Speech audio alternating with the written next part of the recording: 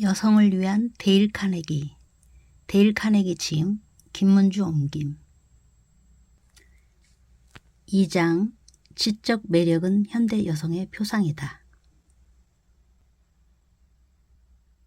두 번째, 지식은 영혼의 빈자리를 채워준다. 평생 교육을 통한 자아 실현, 정신을 단련하는 방법, 인생이란 끝나지 않는 여행길, 위대한 인물과 나누는 정신적 교류, 독서, 고전 문학의 매력. 두 번째, 지식은 영혼의 빈자리를 채워준다. 평생 교육을 통한 자아 실현. 1956년 2월 뉴욕 타임스에 아이작에 관한 칼럼이 게재되었다. 유명한 세일즈맨이었던 그는 4년간의 야간학교 과정을 수료하고 막 고등학교 졸업장을 거머쥔 터였다.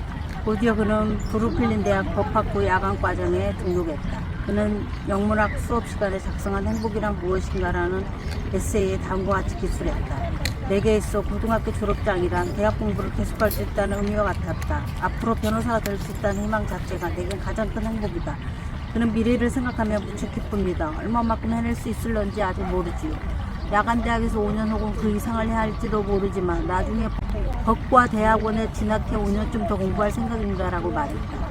젊은이의 야심찬 인생 계획처럼 들리지 않는가. 하지만 아이작 씨가 야간대학 입학했을 당시가 바로 60세 생일을 막 지났을 무렵이었다. 성숙한 사람이면 누구나 알겠지만 공부란 유쾌한 삶의 과정이며 나이 따위는 전혀 중요하지 않다. 하버드 대학의 전임 학장이었던 A. 로엘 박사는 일찍이 이렇게 말했다. 대다수의 대학원이나 연구기관은 그저 우리가 스스로 공부하는 것을 도울 뿐이다. 그러니 누구나 자기 주도적인 학습 습관을 갖고 있어야 한다. 교육이란 자기 내면의 세계를 넓히고 성장시키는 과정이다. 여성들 역시 자기 교육을 통해 자아를 실현해야 한다. 자기 교육은 무척 흥미로운 체험으로 누구나 언제든지 시작할 수 있다. 이렇듯 강한 지적 욕구를 채워나가는 것은 인생에서 가장 귀중한 투자이며 향후 언젠가 가치 있는 보답을 받게 될 것이다. 정신을 단련하는 방법. 일전에 미국의 인기 작가이자 방송인인 노엘 스무스의 아버지를 뵌 적 있다. 그는 무척 교양 있는 신사로 내가 지금껏 만나본 가장 재미있는 분이었다. 그는 예리한 눈빛에 탐구정신이 가득했고 따뜻한 마음속에는 호기심이 가득 차 있었다. 그의 병이 위중하다는 소식을 듣고 노먼 필 박사가 병문안을 갔을 때의 일이다. 비록 몸은 쇠약해졌지만 마음만은 활력이 넘치는 예전 그대로였던 토머스 씨는 반가운 인사말을 주고받자마자 필 박사에게 물었다. 노먼, 헨리 8세에 대해 어떻게 생각하는가? 엉뚱한 질문에 다소 의아했던 필 박사는 자신은 헨리 8세에 대해 별 관심이 없다고 대답했다. 그러자 그럼 최근에 추도 왕가에 대해 생각해 본 적이 있는가? 난 역사학자들의 헨리 8세에 대한 평가가 그리 탐탁지 않네 라고 말하며 학술계의 관점에 대한 자신의 생각을 열심히 설명해 주었다. 비독한 병중이었지만 마음만은 생생했던 그는 생애 마지막 순간까지도 수백 년 전의 역사 문제를 연구하고 고민했던 것이다. 마음을 열고 적극적으로 학습하는 습관은 우리에게 큰 영향을 미친다. 여성에게 있어 문화교양이란 마치 입고 있는 옷과 같아서 내면을 갈고 닦지 않으면 아무래도 아름다워질 수 없다. 내면을 성숙하게 하려면 지적인 활동에 참가해야 한다. 정신이란 신체와 마찬가지로 열심히 단련해야만 비로소 강인하고 성숙해지기 마련이다. 루이스 만퍼드는 교육의 목적에 대해 이렇게 말했다. 모든 실천적 활동의 최종 목표는 자기 수양이다. 성숙한 인격, 풍부한 개성, 노련한 감성, 더 향상된 능력은 모두 자기 수양과 감정적 향유를 위해서이다. 즉 이것이야말로 자기 완성의 최종 목표인 것이다. 인생이란 끝나지 않는 여행길. 어느 날 오후 한 여인이 찾아와 내 의견을 구한 적이 있었다. 그녀는 마치 매맞은 강아지처럼 가련한 모습으로 남편이 절 사랑하지 않아요 라고 하소연했다. 그녀의 남편은 매우 성공한 기업가로 박식하고 다양한 취미와 우아한 품성을 지닌 사람이었다. 때문에 그녀 스스로가 도저히 남편의 수준에 맞출 수가 없다고 느껴졌다. 그녀는 이 모든 게 대학을 가지 못했으라며 한탄했다. 아이를 낳은 후 스스로를 돌볼 시간이 전혀 없었던 그녀에 비해 남편은 음악, 그림 감상, 독서 등에 푹 빠져 지냈다. 이제 그는 날 귀찮아해요. 내가 그의 교양 있는 친구들과는 말이 안 통하니까요. 너무 불공평해요. 그래서 난 이제 아이들도 다 컸는데 부인은 어떻게 시간을 보내세요? 라고 물었다. 그녀는 종종 브릿지 게임을 하고 매주 영화를 보며 간혹 애정소설 따위를 읽는다고 했다. 보아하니 그녀는 어떤 것에도 별 흥미가 없고 자신을 갈고 닦는 데는 더욱 관심이 없었다. 즉 자기 수양의 기회가 없는 게 아니라 그럴 만한 의지나 열정이 없어 보였다. 카드게임을 하거나 영화를 볼 시간에 폭넓은 경험을 쌓는다면 충분히 남편의 눈높이를 맞출 수 있을 터였다. 사실 대부분의 여성들은 이 여인처럼 좁디 좁은 세상에 안주한 채 사회와 거리를 두며 지낸다. 그녀들은 이미 늦었다. 너무 늙었다고 한탄하며 삶의 무대에 오르기엔 역부족이라고 뒷걸음친다.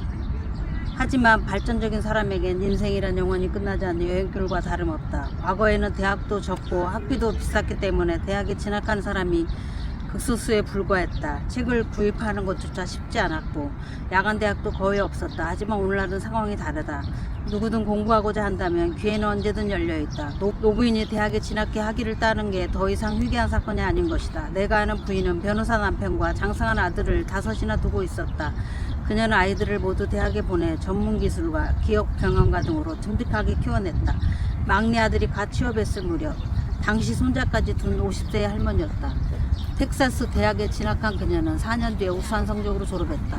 현재 70이 훌쩍 넘은 그녀는 남편과 사별하고 혼자 살고 있다. 하지만 전혀 걱정할 필요는 없다. 그녀는 여전히 활기찬 모습으로 친구, 지인들과 각종 사회활동, 취미활동 등을 즐기며 바쁘게 살아간다. 물론 아들, 손자들도 언제나 그녀와 함께 있기를 좋아한다. 삶의 긍정적인 씨앗을 뿌린 그녀는 현재 알찬 열매를 거두고 있는 것이다. 미국 여론조사연구소의 창립자이자 뉴저지주 로주 장학금위원회 의장을 역임했던 조지 갤럽은 일찍이 이렇게 말했다. 많은 사람이 학위를 받고 나면 더 이상 공부하지 않는다. 하지만 공부란 죽을 때까지 멈추지 말아야 한다. 대학이란 일정 기간 공부할 장소를 제공해주는 기관에 지나지 않는다. 이후에는 스스로 움직여야 한다. 무슨 학위를 받든 늙어서도 공부는 계속해야 함을 반드시 명심하자. 미래에 고독한 좌절감에 빠지지 않으려면 스스로 영혼에 자양분을 채워 넣어야 한다. 하지만 대학이나 야학에 갈 기회조차 없었던 사람이라면 어떻게 해야 할까? 답은 간단하다. 책을 읽는 것이다. 위대한 인물과 나누는 정서적 교류, 독서. 영국 노동당 지도자였던 허버트 모리스는 15살에 런던의 잡화점에서 일할 당시 일생을 뒤바꾼 소중한 충고를 들었다. 하루는 길거리 점쟁이가 그에게 점을 봐주겠다고 나서며 뜻밖에도 어떤 책을 읽느냐라고 물었다. 어린 허버트는 길거리 가판대에서 파는 싸구려 소설책을 가리키며 보통 스릴러 소설을 읽죠. 가끔 연애 소설도 읽고요. 라고 대답했다. 그러자 점쟁이가 말했다. 책을 안 읽는 것보다 낫지. 하지만 너처럼 똑똑한 애가 저런 책에 시간을 낭비하지는 마라. 역사책이나 위인전을 읽는 게 어떻니? 좋아하는 책을 읽되 깊이 있는 양서를 읽는 습관을 들여라. 이 충고는 허버트의 인생의 커다란 전환점이 되었다. 그는 불현듯 초등학교를 졸업한 뒤 학교를 가진 못했지만 책은 계속 읽을 수 있잖아. 그럼 혼자서도 공부할 수 있어 라는 생각이 스쳤다. 15살의 허버트는 그때부터 독서 인생을 시작하기로 결심했다. 수많은 양서를 읽고 내면의 지혜를 쌓은 그는 이후 정당에 들어갈 기회도 얻었다. 저도 가끔 라디오를 듣거나 TV를 봅니다. 하지만 프로그램 한 편과 좋은 책 한 권과는 비할 바가 못 되지요. 하지만 오늘날 우리는 자신의 영혼을 얼마나 홀대하고 있는가. 누구나 공공 도서관을 이용할 수 있고 양서가 줄비함에도 불구하고 우리네 정신은 빈곤하기 그지없다. 한낱 유행 소설이나 전혀 의미 없는 만화 따위에 시간을 낭비하면서 정작 스스로는 피폐해져가는 것이다. 책 속에는 인류의 지식과 지혜, 성취가 녹아있다. 우리는 위대한 저작을 통해 마음을 소통하고 역사와 미래를 구워볼 수 있다. 또한 시간과 공간의 제약을 넘어 진실된 세상을 찾을 수 있다. 독서 전문가인 프랭크 제닝은 문자의 발명은 인류 정신에 심오한 영향을 미친 중대한 사건입니다. 그 전에는 모닥불 옆에 이야기꾼에 의해 문화가 계승되어 왔죠. 문자는 시간의 제약을 뛰어넘어 플라톤과 예수의 가르침을 전해줍니다. 그렇게 정신과 시대를 함께 공유하면서 우리는 더 넓은 세상을 이해하게 되었지요. 서적이란 때론 추상적이고 때론 구체적으로 진정한 인간으로 살아가는 숭고한 가치를 밝혀주는 도구이지라고 말했다. 그렇다. 인간의 지혜와 희망, 영감과 가치는 위대한 서적을 통해 전해져 왔다. 설사 동시대의 이윤과 알고 지낸다 하더라도 그들이 쓴 책을 제대로 이해하는 사람에 비하겠는가. 오늘날에는 진정 노력만 한다면 역사상 위대한 인물과 정신적 교류를 나눌 수 있다. 시간을 거스를 필요도 넘어설 필요도 없다. 그저 도서관에만 가면 되는 것이다. 고전 문학의 매력. 인간의 삶이란 무한한 우주 공간의 작은 짜투리 땅 하나를 차지할 뿐이다. 고작해야 몇십 년밖에 살지 못하는 인간 생애를 영원의 시간에 비할 수가 있겠는가. 오로지 현재의 자신에만 기대어 산다면 기껏해 얼마나 많은 것을 이해하겠는가. 그러니 책이 없다면 우리의 삶은 얼마나 협소할 것인가. 그저 현실이라는 질긴 밧줄에 매인 채로 오늘을 살아갈 수밖에 없으리라. 과거 런던의 역병이 유행했을 때 곳곳에서 이런 고함소리가 들렸다고 한다. 집안에 사망자가 있어 당장 드러내시오.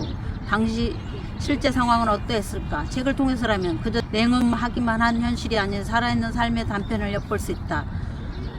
도스토옙스키, 투르게네프, 톨스토이의 소설을 읽고 나면 당시 러시아인의 생각을 이해하기 쉬워진다. 그리고 위대한 작가의 붓끝에서 면면이 파헤쳐지는 인간 심리를 읽으며 당시 혁명의 소용돌이 속에 드러난 삶의 가치를 이해하게 된다. H.G. 웰스는 이렇게 말했다. 나라는 인간 자체의 성격이나 건강이 좋아질 거라고는 생각지 않는다. 하지만 어쨌든 인간의 사상, 지식, 의지는 계속 발전해 갈 것이므로 우리의 역량도 점차 중대될 것이다. 시간이란 가장 유용한 사별기. 채로 쳐서 골라내는 기계로 수많은 서적을 읽을 경우 결국 가장 가치있고 고귀한 사상이 총체만 남게 된다. 시간의 기나긴 회랑 속에 자신이 어디쯤 와 있는지 알고 싶다 하면 먼저 오늘을 어떻게 살고 있는지 되돌아봐야 한다. 고작 몇 주간에 베스트셀러에 올라와 있는 책보다는 몇 세대에 걸쳐 회자되는 서적을 읽는 편이 낫다. 시어도어 루즈벨트는 이번 주 베스트셀러라는 말을 싫어했다고 한다. 사실 난 3년간의 베스트셀러 항목을 보고 싶다. 1년 전에 출간된 서적이 아직도 주목받는다면 분명 읽어볼 만한 가치가 있을 것이다. 하지만 고작 일주일쯤 유행하는 책이라면 쓰레기통에 갖다 버리는 편이 낫다.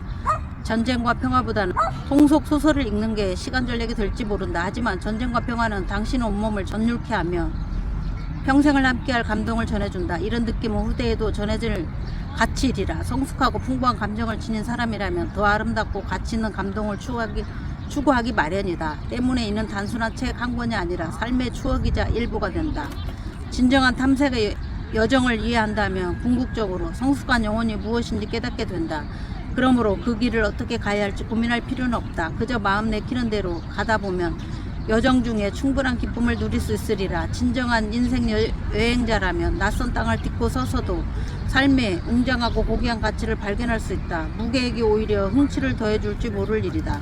언젠가 친구 하나가 그 깐깐한 교수가 고전 명작을 하도 읽으라고 닥달하는 바람에 오히려 흥미를 잃어버렸어 라고 한탄한 적이 있다. 하지만 난 다행히 고전에 대한 편견 따위는 갖고 있지 않다. 오히려 고전을 읽으며 마음속의 유한과 기쁨을 누렸던 뿌듯함이 있기에 사람들에게 고전 독서를 권장하는 편이다. 하루는 잡지를 읽다가 페리스 맥긴리가 쓴 글을 읽었는데 그녀가 고전 문학의 매력에 흠뻑 빠졌다는 말에 나까지 기분이 좋아졌다. 학교의 교육 시스템이 엉망진창이라고 질책할 때는 명확한 평가 기준을 제시해야 한다. 하지만 어떤 잣대를 대든 내가 받은 교육은 실제로 정말 형편없었다.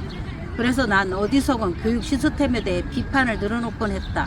하지만 세월이 흐르면서 난 더 이상 학교를 욕하지 않게 되었다. 아무리 엉망이었더라도 결국 장점이 있기 때문이다. 난 문학 수업 중에 몇몇 유명한 고전 작품을 알게 되었다. 물론 하나도 이해하진 못했지만 무척 놀라웠다.